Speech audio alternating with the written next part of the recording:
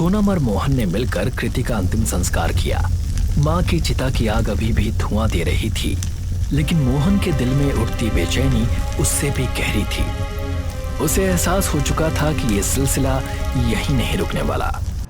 अगली सुबह जब धूप घर के आंगन तक पहुंची, तब सोनम खामोशी से थी।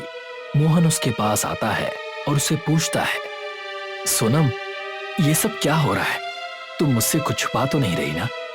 सोनम ने उसकी आंखों में देखा।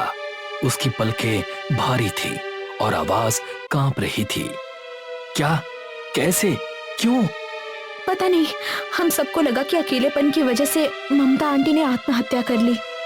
जब दोनों बात कर ही रहे थे, तभी मोहन की बहन शारदा वहां आ जाती है और कहती है, भैया, भाभी, माँ नीचे आपका इंतजार कर रही हैं। हाँ, आते हैं। जैसे ही मोहन और सोनम नीचे आते हैं, रेखा कहती है, आ गई। आओ आओ श्राप की पुजारन।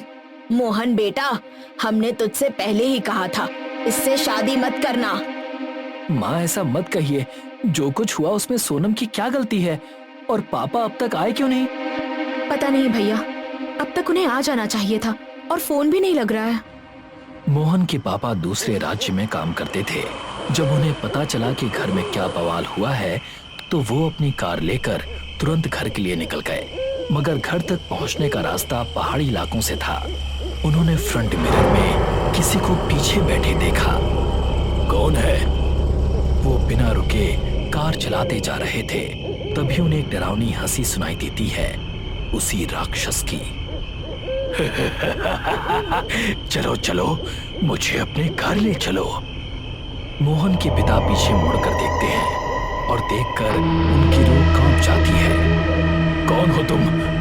ब्रह्म राक्षस हूं मैं। मोहन के पिता की कार एक बड़े पेड़ से टकरा जाती है। शारदा का फोन बज उठता है। हेलो, हमें यहाँ एक किशोर नाम के व्यक्ति की कार मिली है। क्या? किशोर मेरे पिता का नाम है? जल्दी यहाँ आ जाइए, आपकी जरूरत है। घबराइए नहीं। अब तक उनकी लाश बरामद नहीं हुई है। शायद वो जिंदा भी हो सकते हैं। इतना कहकर पुलिस वाले ने फोन रख दिया। शारदा घर में सबको ये सारी बातें बताती है। क्या बकवास कर रही हो? सब इस सोनम की गलती है। पता नहीं कैसा श्राप लेकर इस घर में आई है। माँ, ऐसा मत कहिए। चलिए जल्दी चलते हैं। सोनम कुछ नहीं कह रही थी, मगर उसकी सास की हर बात उसे दिल में कांटे की तरह चुभ रही थी। मोहन सबको लेकर उस जगह पहुंचता है जहां पर उसके पिता की कार टकराई थी। वहां पहुंचते ही सामने दो पुलिस वाले होते हैं। मोहन को देखकर वो कहते हैं, क्या ये तुम्हारे पिता की कार है? जी हाँ, ये मेरे पापा की ही कार है।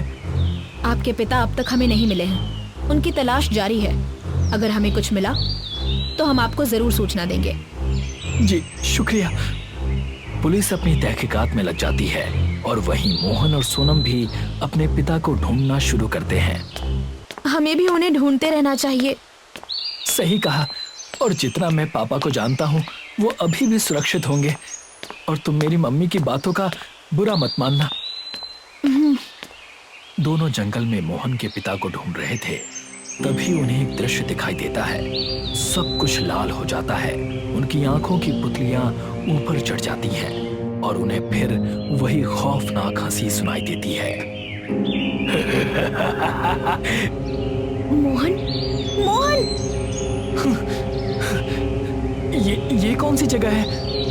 मैंने ये दृश्य अपने गांव में भी देखा था।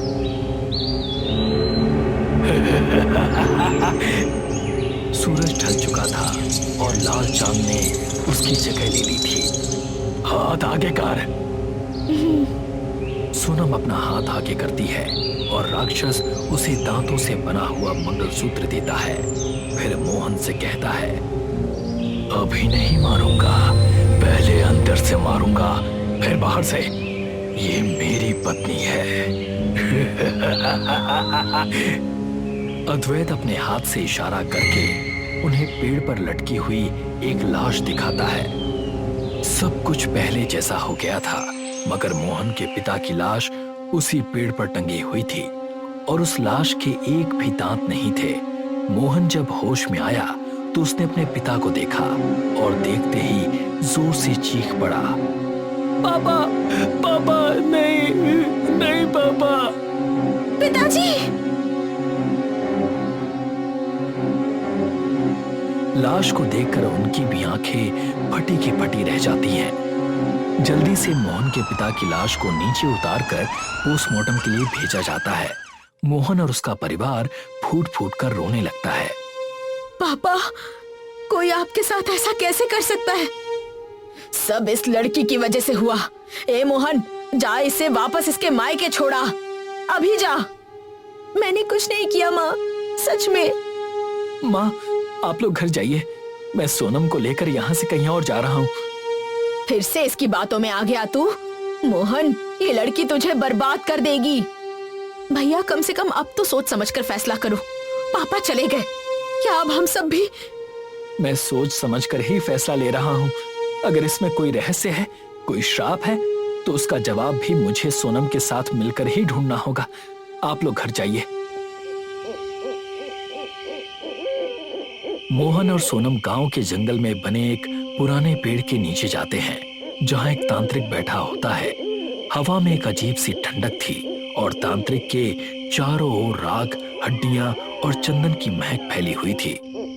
ओम नमो भगवते काल भैरवाय, ओम नमो भगवते काल भैरवाय।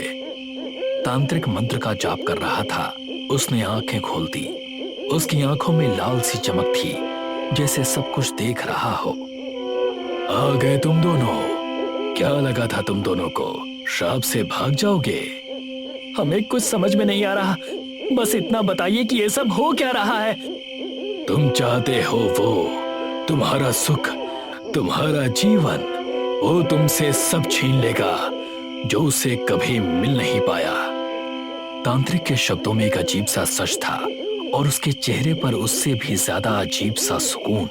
जंगल में रात और गहरी होती जा रही थी और अद्वैत की आत्मा और ज्यादा पास आती जा रही थी। हम आपसे मदद मांगने आए हैं। हमें बताइए, हम क्या करें? कैसे बचाएं अपने बचे हुए परिवार को? तांत्रिक कुछ देर चुप रहा, जैसे वो कुछ देख रहा हो, महसूस कर रहा हो। मैं तुम्हारी कोई मदद नहीं कर सकता। जिस आत्मा के पीछे तुम हो, उसका बदला अधूरा है। उसका पाप हर जगह से सड़ा हुआ है। उसे रोकना मेरे बस में नहीं है। लेकिन हमने उसका क्या बिगाड़ा? वो हमें क्यों सता रहा है? जिस दिन तुम उसकी पीड़ा का सच समझ जाओगे, शायद उस दिन तुम उसे मुक्त भी कर पाओ। जंगल की हवा और ज्यादा भारी होने लगी थी। तांत्रिक ने आंखें बंद कर ली। तांत्रिक के शब्द अभी हवा में गूंज ही रहे थे। तभी एक ठंडी सी हवा चली और उस सन्नाटे को जीते हुए उनके सामने अद्वैत प्रकट हो गया। आंखों में लाल अंगारे, चेहरे पर एक डरावनी मुस्कान। अभी सब खत्म नहीं हुआ है। मैं तुम्हारी माँ को भी मारूंगा और तुम्हारी बहन को भी। मोहन और सोनम के पैरों तले जमीन खिसक जाती है, लेकिन इससे पहले कि वो कुछ कह सकें, अद्वैत एक काले धुएं में बदलकर उनकी आंखों के सामने से गायब हो जाता है। जंगल का सन्नाटा और गहरा हो जाता है और हवा में सिर्फ एक बात गूंजती है, मौत अभी बाकी है।